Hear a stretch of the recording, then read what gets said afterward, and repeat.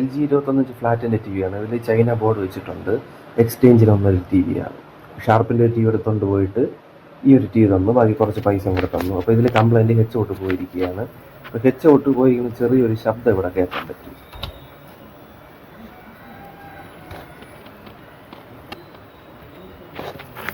ചിലവർക്ക് മാത്രമേ മനസ്സിലാവൂ. ചെറുതായിട്ടാണ് ഇവിടെ ആ ഒരു ശബ്ദം കേൾക്കാൻ പറ്റുന്നത്. ഹെച്ച് ഔട്ട് പോകേണ്ട കാരണം ഈ കപ്പ് വന്നിട്ട് നല്ലോണം ലീക്കായി പോയതാണ്. കപ്പ് ക്ലീൻ ചെയ്യണം, എന്നിട്ട് വേറെ കപ്പ് ഇടണം.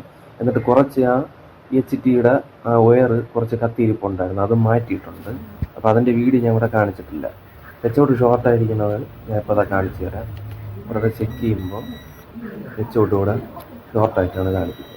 ആ കപ്പ് പ്രോബ്ലം കൊണ്ട് മാത്രമാണ് ആ ഒരു ഹെച്ച് ഔട്ടോടെ കംപ്ലൈൻ്റ് ആയത്. അപ്പോൾ ഇനി ഇവിടെ വേറെ ഹെച്ച് ഔട്ട് ഇടണം, ഇട്ടിട്ട് ഓൺ ചെയ്ത് നോക്കണം. ഇവിടെ ഇപ്പോൾ ഇതാ ഞാൻ വേറൊരു ഹെച്ച് ഔട്ട് ഇട്ടിട്ടുണ്ട്. ഇട്ടിട്ട് ചെക്ക് ചെയ്യുമ്പോൾ വേറെ പ്രശ്നങ്ങളൊന്നും കാണിക്കുന്നില്ല, നല്ല ഹെച്ച് ഔട്ടാണ്. അവിടെ ഊരി വെച്ചിരിക്കുന്നത് ഇതിൽ നേരത്തെ കിടന്ന അഴുക ഹെച്ച് ഔട്ടാണ്.